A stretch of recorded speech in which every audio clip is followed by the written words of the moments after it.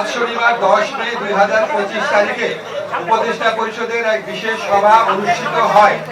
সভায় আন্তর্জাতিক অপরাধ ট্রাইব্যুনাল আইনের সংশোধনী অনুমোদিত হয়েছে। সংশোধনী অনুযায়ী আন্তর্জাতিক অপরাধ ট্রাইব্যুনাল কোনো রাজনৈতিক দল, তার অঙ্গ সংগঠন বা সমর্থক গোষ্ঠীকে শাস্তি দিতে পারবে।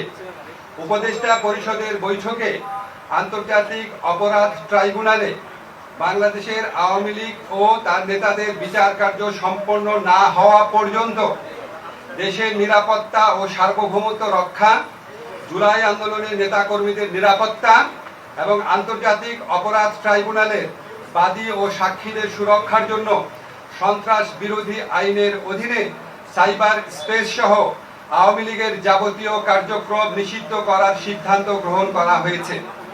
এ বিষয়ে প্রয়োজনীয় পরিপত্র পরবর্তী কর্মদিবসে জারি করা হবে। এর পাশাপাশি আজকের উপদেষ্টা পরিষদের বৈঠকে জুলাই ঘোষণাপত্র আগামী 30 কার্যদিবসের মধ্যে চূড়ান্ত করে প্রকাশ করার সিদ্ধান্ত গৃহীত হয়েছে। ধন্যবাদ।